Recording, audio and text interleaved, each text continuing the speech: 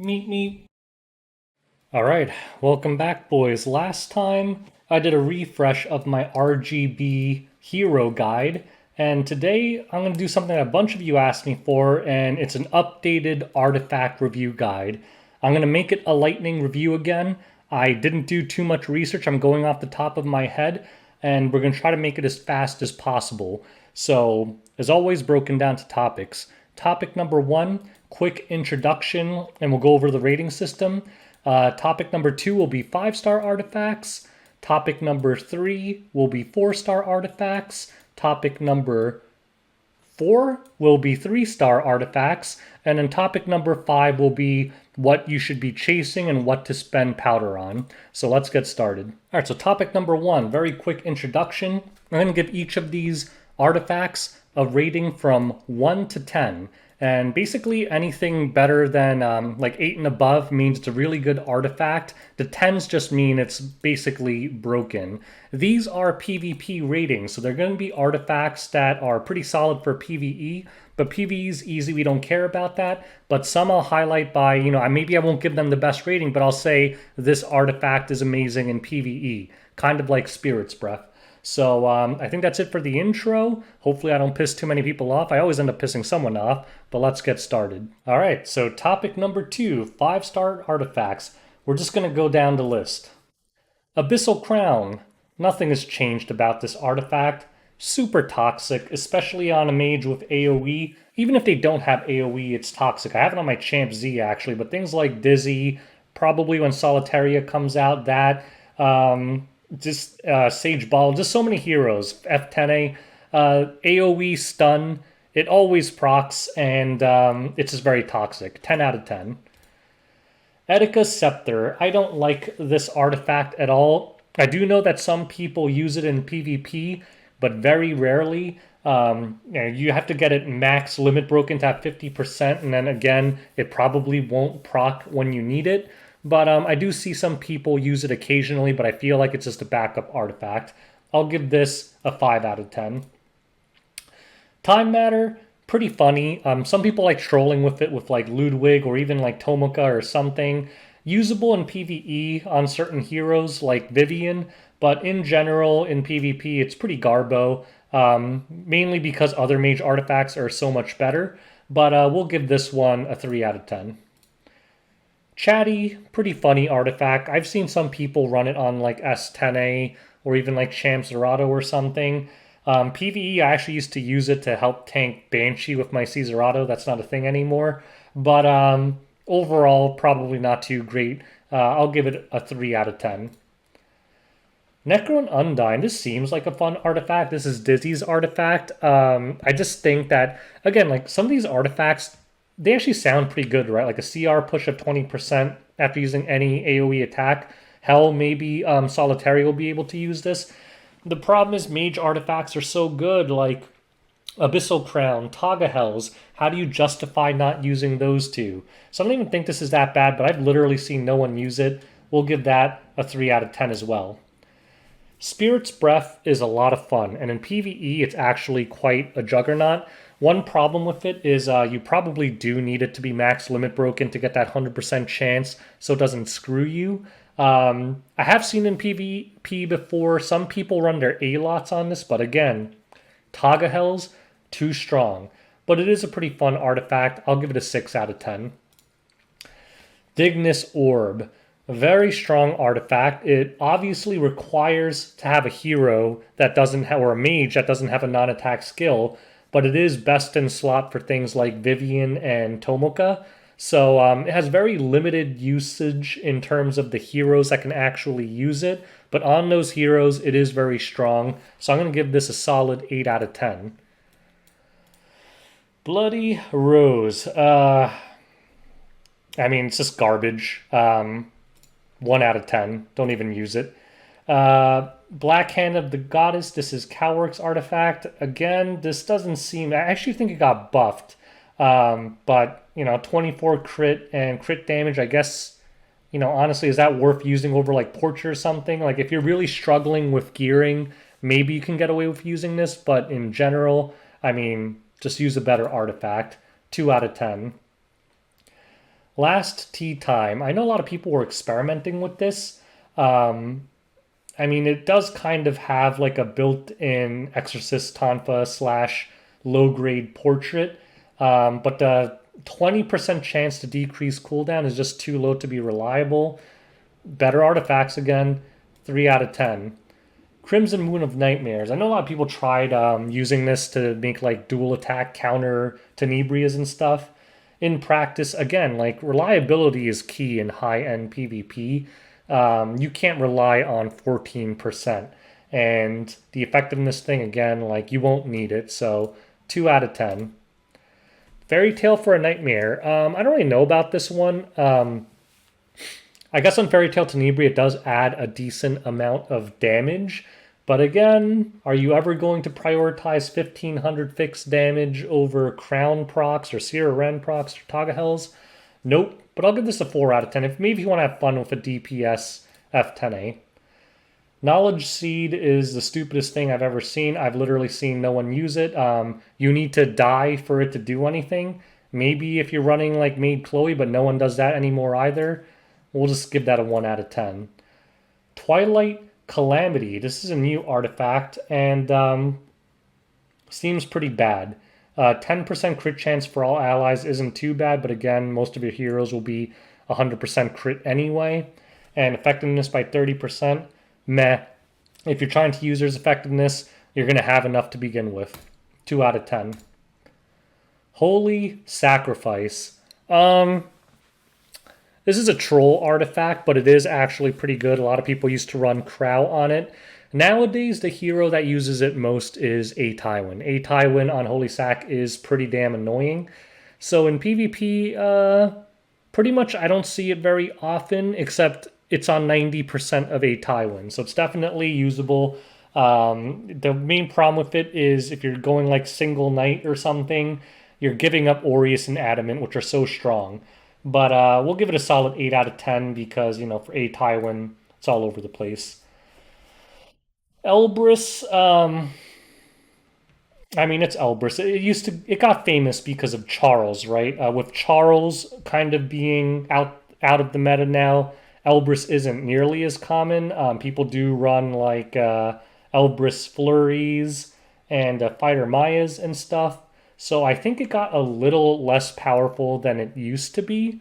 Because with Charles out of the picture, it kind of limits the number of heroes that actually want to use this. So I would have given it a 10 out of 10 back then. I'm going to downgrade this a little bit to like a... I don't know if I should do points, but we'll say 8.5 out of 10. Still a very good artifact, but it's kind of limited now. Noble Oath, I actually like this, but it's definitely a troll artifact. I've seen some troll people run Crow on this, but not the high end. Too many better knight artifacts. We'll give this a 4 out of 10. Justice for All, very good artifact. The main limitation is that it's very good for specific heroes. Quite possibly best in slot for Flurry. Flurry can basically heal herself forever with her speed cycling and continuous heal. It's also possibly best in slot for Fire Charlotte because she needs buffs for the AoE attack. I have also seen a few LR Crows on it, but that's pretty rare. But definitely solid. I'll give that an 8 out of 10. This is clearly a PvE artifact, so 1 out of 10, but fine for PvE.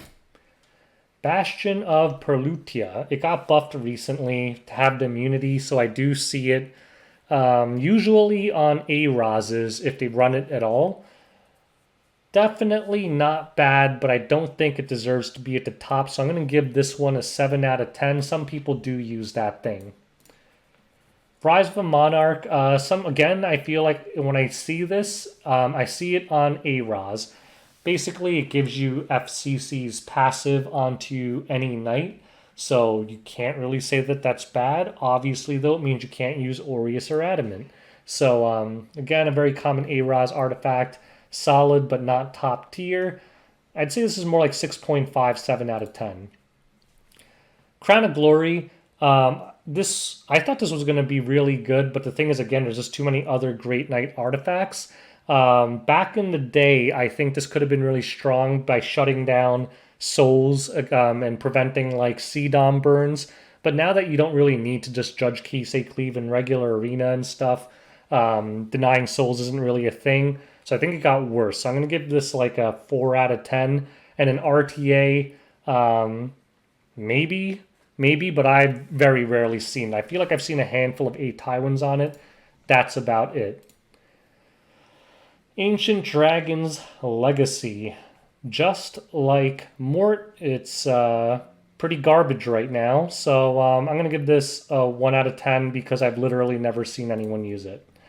Sigurd Scythe, 10 out of 10. Easy.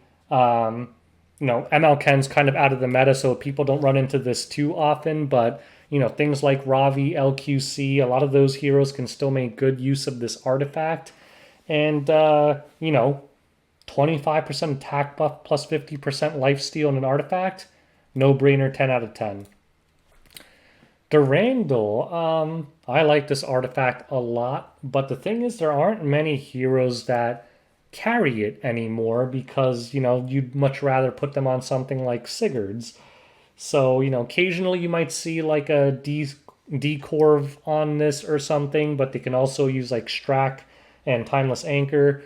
So I like it, but it is very limited nowadays, so 6 out of 10. Uberius Tooth, again, this is pretty good, but I just think there's better. Like, a lot of people used to run LQC on this, and you could kind of one-shot Rylets even if you missed. But again, like, you have to justify not using, like, Portrait or Sigurd's then. Pretty hard. I'll give this, like, a solid 5 or 6 out of 10. Where are we? Border Coin. It's ass, 1 out of 10. Don't even try using it in PvP. This one's like a 2 or 3 out of 10. If anyone uses it, it's going to be Holiday Yafine. Outside of that, it's pretty much complete junk. This is a hilarious artifact. I remember I lost one match because they had a DC on this and he S3'd back to back. But again, 20% no bueno. Not going to proc when you need it to. We'll give it a 2 out of 10. 1 out of 10 is harsh. Draco Plate. Limited artifact. This is an easy 10 out of 10. I mean, you could run it on a lot of heroes. Like for Alencio's probably best in slot. Alencia's kind of fallen off now, but still a very, very strong artifact. I mean, basically you get 30% crit damage plus a built-in adamant. If you're trying to bring a tanky bruiser warrior, I've even seen like APOC Ravis and Ravis on this, although I think Timeless Anchor's better for them. But still a very strong artifact, but it's limited. This thing I think sucks. Occasionally you do see Alencia's on this, but I'd rather just have Draco Plate. But people do use it, so we'll give it a 5 out of 10. This is just bad. I've never seen anyone use this. 1 out of 10.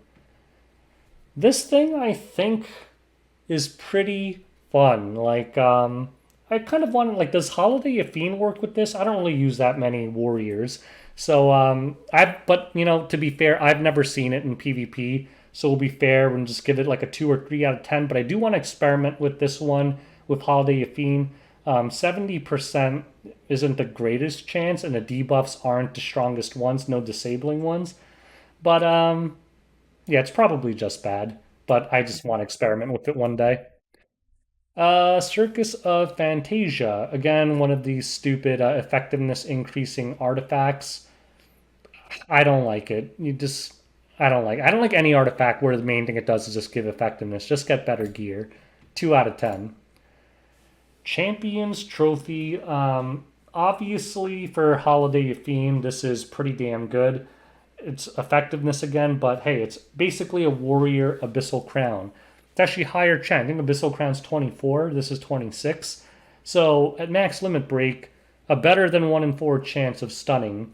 And for Holiday Yafine, you hit 4 people, so it's a lot of chances. But can't be triggered on counters, unfortunately, like Abyssal can. So that's 1 knock against it. Also, it's limited, but still a lot of fun. Snow Crystal. This is just a stupid artifact, I think. I've literally never seen it. The non-crit hit thing condition, I think they should just get rid of it and maybe it'll be better. but it also can only be activated once a turn. This has a lot of problems. 2 out of 10. You know what? 1 out of 10 is garbage. This thing, 40%. It's just not enough. 1 out of 10. This thing, the condition's too strict. Like, if you wanted to build, like, I don't know, maybe anti-barrier Kisei or something like that, I'm sure there's a situation where you can make it work. In general, though, what if they don't have a barrier? It's just a waste of a slot. So 2 out of 10. R and L, I'm going to give this a solid 9 out of 10. Now, you guys might think I'm crazy because this artifact's so good, right? But the reason I'm giving it a 9 out of 10 is because a lot of the heroes that would use this aren't really drafted that much anymore. Like things like, A. coli or acid. Honestly, the most common thing I see this on nowadays is Crescent Moon Rin. Crescent Moon Rin will very often be on this to get extra turns and turn cycle. But other than that, I just don't see this very often. But hey, an extra turn, you can never doubt how powerful that is, even though it's only a 20% chance. So 9 out of 10. Wind Rider, no one uses it. I mean, it's a troll artifact. I'm sure some, trolley guy having fun out there is using this because it is a very big attack bump, 60%.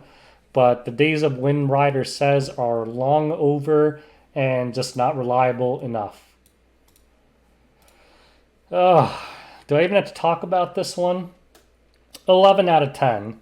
Broken is all hell. If it's in the powder shop, buy it. Get 20 SSS copies of it. This artifact, if anything, I wouldn't even complain if it was removed from the game. It's a stupid artifact. 11 out of 10. Violet's Talisman. I'm going to give it a 7 out of 10. I actually am very scared of this artifact. I think Violet Talisman Rylets, some of my hardest Guild Wars matchups were against them. Because the thing is, you have a hard problem with Rylett because if you put them on Violet, then the first turn, 50-50 shot, your Rylett just dies in the opener, which is why the vast majority are on MLDB. But the thing is, if they survive, a Rylett with 3 stacks of Violet's Talisman is going to one-shot anything. I've gotten my Ruel one-shotted by a Rylett through Aureus before because they were on Violet's Talisman. So I think it's very good on certain heroes, but again, it's not very common. If you do see it, it'll probably be a Rylett. So 7 out of 10. This thing is easily a 1 out of 10 for PvP. For PvE, pretty good for Wyvern if you're struggling with debuffs. I used to use it for a long time. I think I still use it actually. So PvE it's fine. PvP garbage. This thing, another stupid effectiveness artifact. I think it's hot garbage. 2 out of 10. Increase. I only give it a 2 because increased speed is always really nice.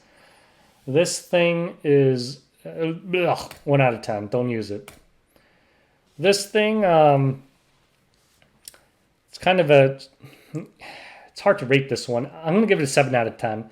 I think it's best in slot for Celine, 100%. But I can't think of any other hero that would use this, so it's hard for me to justify giving it any better than a 7, even though it's BIS for Celine, because it's a single hero artifact, essentially. This thing, I don't understand it, and I've seen some like BBKs on it. So I think BBK is the best holder on Kayron. It just doesn't make any sense to me because he doesn't need evasion, so I don't get it. But I guess if you like running trolley like counter BBKs and stuff, maybe we'll give it a 4 out of 10. I didn't even know this existed. I've never heard of it because I've never seen it, and the Urvalen banner was a long time ago. It does technically have a 30% attack buff, which is like the same as Violet's Talisman. But again, better thief artifacts out there? Like, are you going to really use this over Alexa's? Nope. We'll give that a 2 out of 10. This thing, it sounds good in practice, right? 20% Death Pen, which I believe is the same as Elya's knife. But the second condition is very strict. You got to kill someone. So maybe if you're using a Cleaver Vildred, you would consider it. But I promise you, I have never ever seen it used against me. 2 out of 10. Rod. Um, Again, this is an artifact where I'm seeing it less and less because the meta has, or who knows what the meta will be this season with frenzy changes. But last season's meta was not nice to Soul Weavers. I still think this is such a beast artifact. I can't get it. It has to be a 10 out of 10. This thing, I think with I was running this against a lot of the Cerise F10A teams. Um, I think it's solid. The main problem it has is kind of like the same as a lot of mage artifacts, just better Soul Weaver artifacts out there. But if you're bringing like a very high ER Soul Weaver, this can really bring them over the top. I'm going to give it a solid 6 out of 10. In the right situation, it might be the right choice. Celestine, I'm going to give this a 7 out of 10. I mean, it's very good, but, you know, most Soul Weavers, you're not bringing them to spam their S1. Maybe you could use it on like DJ Bazaar or something, but again, it's limited. The healing's nice, but it's limited. Idol's Cheer. This is a very irritating artifact. I'm going to give it a 9 out of 10. It's very strong. Particularly on Blood Moon, Haste, and Doris. That cut, I mean, 20% CR cut is big. That's a big bump. And, you know, you probably all run into it. You AoE them, and then it just bumps their DPS up and screws up your entire rotation. So very strong. Stella Harpa. Pretty good. You're going to mostly see this on Rowana. And I've gotten screwed over by it before because I didn't realize it. And there's no cooldown on this. It's only 60% at max. It makes up for it by having no cooldown. I'm going to give it a solid 7 out of 10. On the right hero, it'll get you some wins. This thing, I want to say it sounds pretty good. But usually in PvP, they're focusing one person, not spreading damage around. And again, I've never seen it in PvP. We'll give it a 4 out of 10. And it's limited. This thing, I still see a lot of Ruels and sometimes Rowanas on it. I don't think it's the best, but some people do like it a lot. And it is annoying and it can save your team in some clutch moments. So I'll give it a solid 6 out of 10. It's not bad. This thing, it's just bad. The condition is way too strict, and on top of that, only activates once per battle. I think I've seen it a grand total of 0 times in my Epic 7 career. 1 out of 10. Bloodstone, very rare thing to see. I did get soloed by a tanky SSB that was on this. Could not kill it, and she healed a lot using this. So I think it's a very fun troll artifact, but you're very rarely going to see it, and for that reason, 4 out of 10. Song of Stars, God tier in PvE. For PvP, I mean, again, you got to give up something better to use this, right? But some heroes do make use of it, so I'll give it a 6 out of 10. This is like a free event artifact. Meh.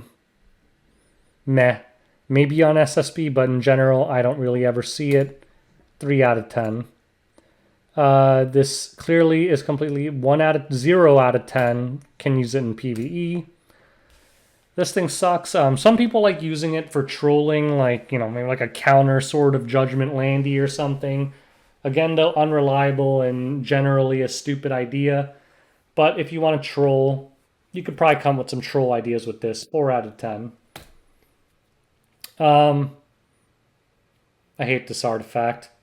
You have no idea how many summons I blew to get this, and I dumped a lot of bottles into this. 10 out of 10 easy for SSB. This thing, it just takes too long to ramp up. It actually gives you a very, 8 times 4, 32. That's pretty nice, but just takes too long to ramp up. And Pavel, if you're using him, he's probably your opener, so it doesn't really make a lot of sense. Put him on portrait. Oi, this thing is toxic. This single-handedly made heroes good that wouldn't otherwise be as strong. Like, if Guiding Light didn't exist, Landy would be so much weaker. A lot of people don't get that. Like, Landy without Guiding Light is like a B tier hero. It's Guiding Light that really takes her over the top. So, easy 10 out of 10. You need this. This thing is more situational, and probably mostly going to be used with cleavers. But it's arguably best in slot for Cerise. I have seen Fliticas on it. Very solid. Does it deserve an 8 out of 10? We'll give it an 8 out of 10. This thing is fun, but also sucks. It never procs. I experimented with this with Landy. I drafted my Landy into DN teams back when people still drafted DN. They'd have like 10 buffs. Still wouldn't proc when I needed it to. I hated it, but it's just unreliable. Like, you can't always expect the enemy team to have buffs. But greater attack is probably one of the strongest buffs in the game, so we'll give it a 3 or 4 out of 10. Um, eh, I don't really cleave, so I don't use this. I know some people like this. I want to say, like, some people use it. The handful of people that are still drafting Celeste and stuff. So it's not, it's usable, but it's usable by a very limited pool of heroes because you need to have a non-attack skill and be a ranger. We'll give it a 4 or 5 out of 10. This thing, I don't really know. I guess it bypasses MLDB. This is not an artifact I would use on any because I play mostly Bruiser. I guess if you're cleaving and you really need certain things to land, it is basically, that free 3-star artifact with 20 Oath Key. It's basically Oath Key plus half of Draco Plate put together. For now, I'll give it a 6 out of 10, but for cleavers, they may value it higher. This, I mean, it's free, you don't have to think about it. I don't like it that much, to be honest, but some people do still run like Ruels on it. You'll see it a lot on G-Purge. We'll give it a 7 out of 10. This thing I don't really ever see in PvP because the condition is too strict, but it's not bad. Some people do use it on PvP heroes if they know they're only, like LQC, if you're only going to draft against Dark, maybe you could use it on her, something like that. But in general, hard to use. We'll give it a 5 out of 10. This is a negative 10 out of 10, completely useless. This thing, again, it's free. Guild Wars artifact. Easy 10 out of 10. This thing is busted. Basically, Portrait and Oath Key put together. Or more specifically, like Exorcist Tonfa and Oath Key put together. God tier, free, can't lose. New Guild Wars artifact. I like this thing a lot. I still need to play test it more. I have seen people beat me with it running like it on nights like FCC and LR Crow and stuff, and it was pretty annoying. It procs way more often than you think. 3 turns happen. Well, basically every time your opponent turn cycles, you're getting a 20% CR bump. And if they have something fast like a flurry, this thing speeds that person up. So I'm going to give this a solid 8 or 9 out of 10. And that's it for 5-star artifacts. Let's move on. Topic number 3, 4-star artifacts. Now, obviously, these are all way more accessible than the 5-star artifacts. So let's just get started. So Taga Hells, easy 10 out of 10. You can even justify buying them from the powder shop if you don't have a few. Like I want to say 5 max limit broken Taga Hells, and I still keep every single one that I pull. There's so many mages, and it's such a strong artifact. You really can't go wrong with this one. Build them. Kaladra, PvP, it's unused for the most part, but it is basically an artifact rage set. So in PvE, like Abyss and stuff, you could definitely use it, but in PvP, it's outclassed. So we'll give that a 3 out of 10. Sierra Ren, I actually like this a lot. Basically, like you can only have so many abyssals, right? And if you can't afford to put everyone on abyssal, Sierra Ren is a great budget alternative because I have won games because it does have silence and sleep on it, and it's a 50% chance, which is much higher than abyssal.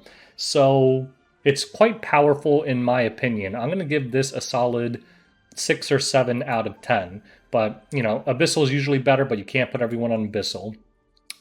Yellow Violin, easy 10 out of 10. Another busted mage artifact, and a lot of heroes like Dizzy or Caesarado or a Mercedes. It's best in slot for them. You get this from the Hall of Trial shop.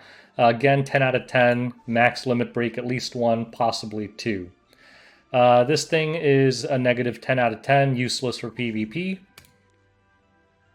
Same thing with this one. Hot garbage at 5 stacks. It'll give you 20% attack. Not worth it. This thing I've seen used on occasion, but it's just too troll. 20% chance, like, it's just not enough. Like, that means 4 out of 5 times you're going to take the full damage, and you could have brought something like a Taga Hells instead, so I'm going to give that a 2 out of 10. Aureus, this thing is straight up busted. Gives your whole team more defense and greatly decreases the damage they take on top of that. Obviously, the wearer takes a lot more, but if it's a tanky knight, you don't care about that. Easy 10 out of 10. Same thing with Adamant, another core knight artifact. Gives you like no consequence damage mitigation for your entire team. Only works against critical hit damage, but again, if they're DPSers, they always have 100% crit, so it's basically a flat 16% damage reduction across the board. 10 out of 10. Hilog Lance. Not that many people use this, but I actually like it a lot on certain heroes. If you see it, it's probably going to be on a Lilius. A lot of Liliuses will be on either this or the AoE version. I think it's a solid choice for certain knights. I'm going to give it a solid 7 out of 10. Steadfast Gatekeeper is essentially the AoE version of Hilog Lance. I actually run this on my Lilius because I use her a lot against Basar, and that CR push has won me a lot of games. So I like it better than Hilog Lance generally because there's so many AoE DPS heroes, especially on openers. I'm going to give that an 8 out of 10. But again, it's a situational, like I generally wouldn't put a super tanky knight on it, more like a utility knight. L's Fist. Some people like this on heroes like Ravi. I personally don't. I think there are a lot better warrior artifacts. But, 50% attack and speed is nothing to sneeze at. I mean, that's better than the speed buff. So, I think it deserves a solid, like, 5 or 6 out of 10, but it'll be very situational. Hellcutter, I think this is a budget artifact. It's not bad or anything. It's just a lot of times the artifacts aren't bad. It's just that they're usually better options. If you use this, you're basically trying to cover a gear gap, right? Like normally you can't get to 100% crit, and that's why you're using this. In that case, I mean, it's okay. 5 out of 10. Strack Gauntlet. This is one of those things where certain heroes will probably use it all the time, and almost every other hero will never use it. The most common bearer will probably be Kitty Clarissa. Almost all of them are on this thing. And other than that, I don't really see it. Maybe some ERDCs, but I think it deserves like a 6, 7 out of 10, because for those two heroes, it is pretty solid. Crimson Seed. This is a very good artifact. A lot of people run things like APOC Ravi or Ravi on it. I still think Timeless Anchor is better. The difference between this and Timeless Anchor is that this thing can only proc once per turn. The one thing I noted about this artifact, though, is it can dispel when the debuff lands, whereas Timeless Anchor can only dispel debuffs after that they're already applied. So basically what I mean is like Timeless Anchor can't remove Basar's S3 on the turn he uses it, but Crimson Seed could. So I'll give this a solid 8 out of 10. It's free. No reason not to get it. This thing, no one uses it in PvP. A lot of people run G-Purge on it for Wyvern. I guess you could use it in PvP, but Not very common. We'll give it a 4 out of 10. This thing, ugh, I've never seen anyone use it. 2 out of 10. MLDB, very truly, everyone hates it. It's only 4-star, 10 out of 10. No reason not to build it. On many, many thieves, it's best in slot. Elia's knife, very solid. Typically used by crayons, but not too common on any other thief. Usually they'd rather just use like Alexas or something, but on crayon, very common. It does basically give you like a mini defense break against everything, assuming they're not at max health. I think a solid 7 out of 10. Dust Devil, again, Crayon artifact basically. Crayon has a lot of troll artifacts. I'm sure all of you have lost to a Dust Devil Crayon before where he AoE S1s and just slashes up your whole team. In general, for other thieves, there is something better. So unless you're trolling, you're probably not going to use this. But for Crayon, it's quite common. But we'll give it a 5 out of 10. This thing is clearly useless, 2 out of 10. Not even going to talk about it. This thing I never really see. If I do see it, it's typically on like a tanky counter bruiser BBK. Other than that, I don't think there's just better thief artifacts. Because thieves are generally squishy, right? So even if you bump up their defense by 40%, you're just gonna die anyway. So really, BBK is the only time I've seen it, but we'll give it a 5 out of 10. Silver Rain.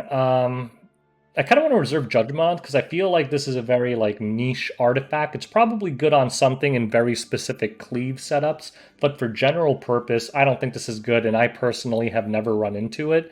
So we'll give that a 4 out of 10. Water's Origin, super, super good for Soul Weavers. The heal is pretty massive on a tanky Soul Weaver, but more importantly, that 20% CR bump can totally neuter people because they'll try to shut your Soul Weaver down, just end up bumping them, and then they'll just get their heals off, which is what they were trying to prevent in the first place. So, very, very solid. I'll give it a 9 out of 10, but arguably it's a 10 out of 10. WPV, very strong artifact. Kind of outclassed nowadays because one debuff per turn just isn't enough, considering that most debuff heroes apply like a billion to your team, so you can never reliably cleanse the important stuff. So I think this got worse over time as more and more debuffers came out. I'll still give it a solid like 5 out of 10 though. Magaharas, I don't see very often anymore, but it is good. I mean, a CR push of 30% is nothing to sneeze at. I feel like the last time I really saw it are like true ER cleansing a Momos, where they use this to just turn cycle super, super fast and just keep their team buttery free of debuffs. Other than that, not very common, so I'm going to give this a 6 out of 10.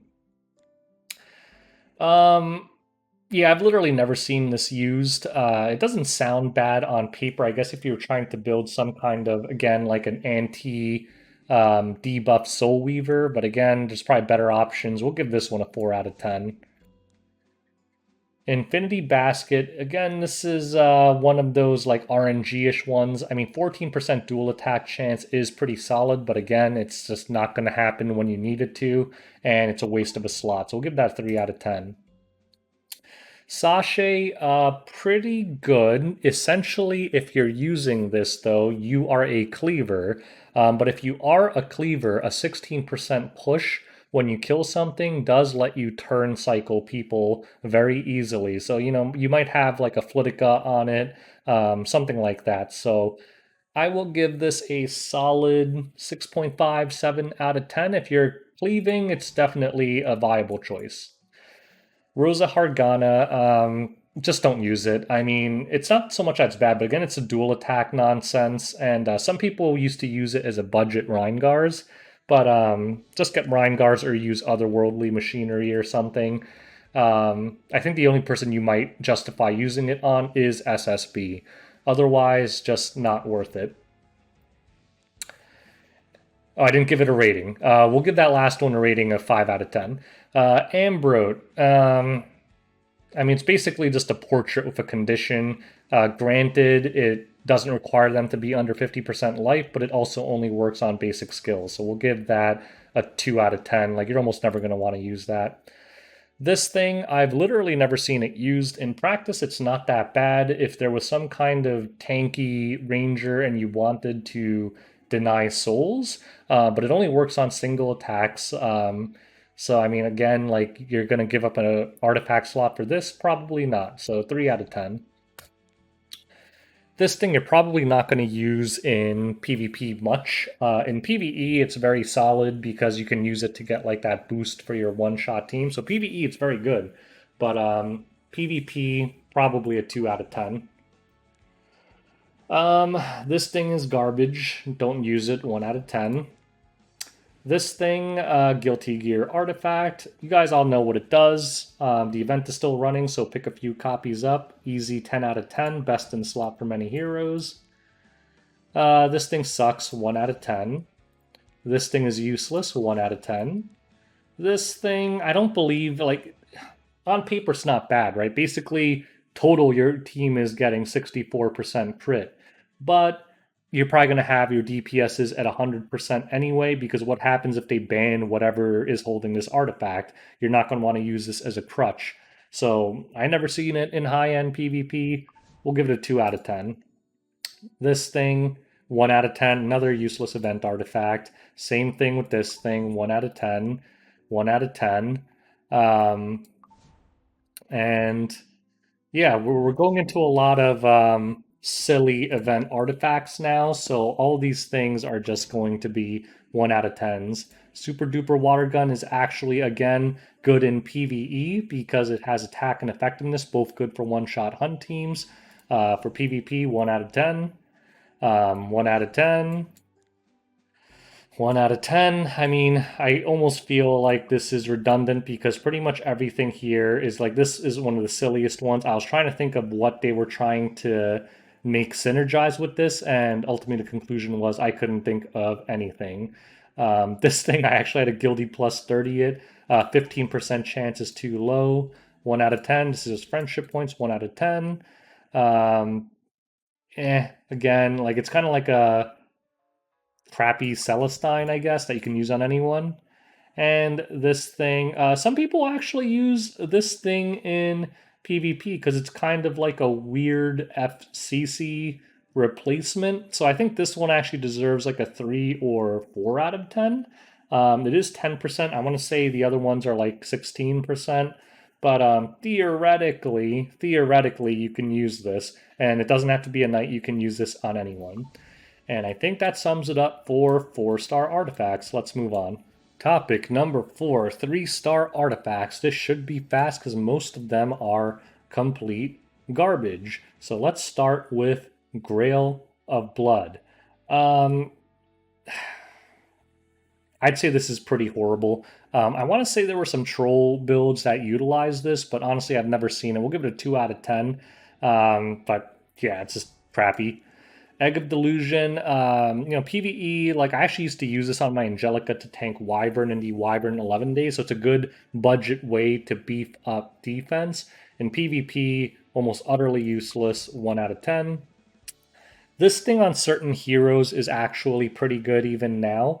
Um, in PvE, it's still very strong as well. But I have seen some niche things like Sinful on this can actually be pretty annoying because her S3 cooldown's pretty short. So if she procs this, she basically has 100% uptime on her S3. And if you can't strip the immortality, you can't kill her. So it actually gets pretty funny. So it can be pretty trolly. So we'll probably give this a 6 out of 10. Not bad.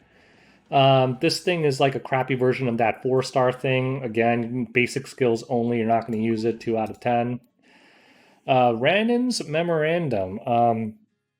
Not very often used, but also not completely useless. Some people used to run their flurries on this because basically after the 10 stacks, it's a permanent 20% speed buff.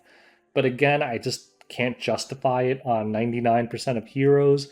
We'll give it a 4 out of 10. Atma's Portal, useless. Only works at the start of battle, so PvP, useless. 1 out of 10. Yeah, you just, yeah, 1 out of 10. You're never going to use it. This thing, 1 out of 10, 20% chance of a 15% CR push, useless. Cursed Compass, I'll give this a 6 out of 10. I mean, typically you don't want to rely on this. Ideally, you'd have enough effectiveness to land if you're running a true debuff team. But if you're struggling with gear, 50% is nothing to sneeze at. Could really help with a lot of gearing issues. So if you have some kind of opening debuffer, you put your best speed gear on them and you just can't get them effectiveness, give them this and it'll help. So 5 out of 10. Sword of the Morning. Meh, just use El's Fist if you want something like this. 2 out of 10. Mighty Yaksha. Useless. The condition's strict, and, well, not that strict, but the bonus for it is horrible. 1 out of 10. Literally didn't even know this existed. 1 out of 10. Goblin's Lamp. Start of battle, so useless in PvP. 1 out of 10. Aqua Rose. 1 out of 10. Never saw it used. I guess this thing, if you're super desperate for crit, you can use it, but you'd have to, like, if you have to resort to using this, your hero's in a bad spot anyway. So I'll give that a 1.1 out of 10. This thing is solid. It's basically a worse portrait, but if you started after Guilty Gear or just don't have enough portraits, it is a good backup one. I do have a plus 30 Exorcists. We'll give this a 7 out of 10. Justifiable. DDJ for PvP, we'll give it a 1 out of 10. Obviously, for PvE, it's like an 11 out of 10. You all know what DDJ does.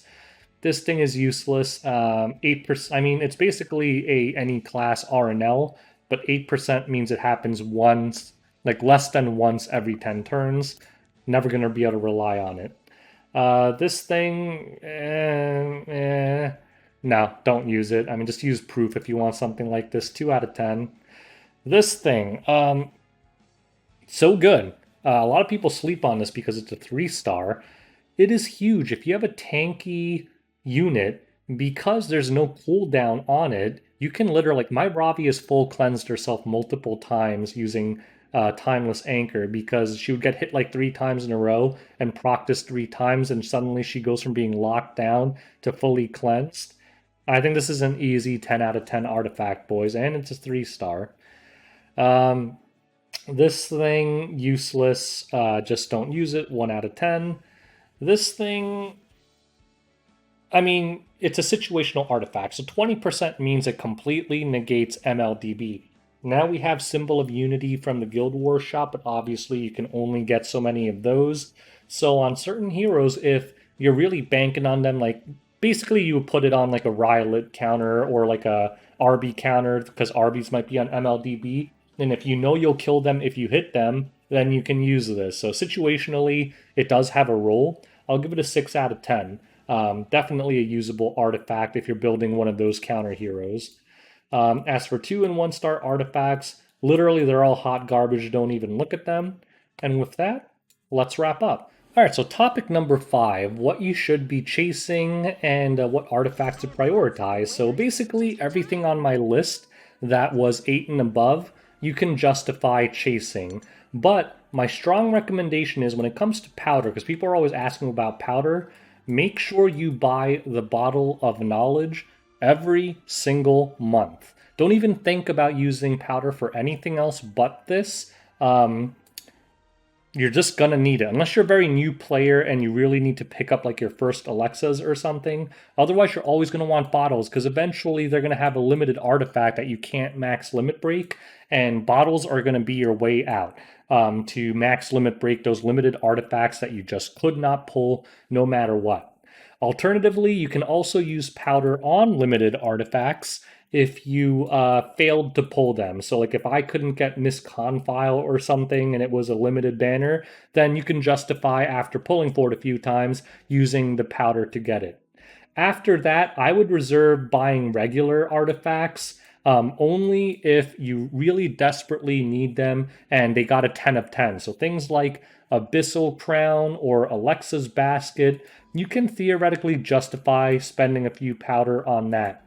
In terms of 4-star artifacts, I would say never, ever, ever use powder on any of those. The only one I might be able to justify is Tagahel's, but even then, I would only say for the first one, maybe. Maybe if you need one max limit broken Tagahel's to enable like an Oxlot's Cleave team, because you're not there yet. Other than that, never spend powder on 4-star artifacts. It's a complete waste. I would also advise against buying these charms. I know some people do, but I would strongly advise against that. You'll get enough charms just from using Labyrinth and checking the charm shops. So basically, from my list, if it's not 10 out of 10, don't even think about buying it. You should use your powder on getting limited artifacts and the bottles of knowledge. So, anyways, I think that wraps up my refreshed artifact guide.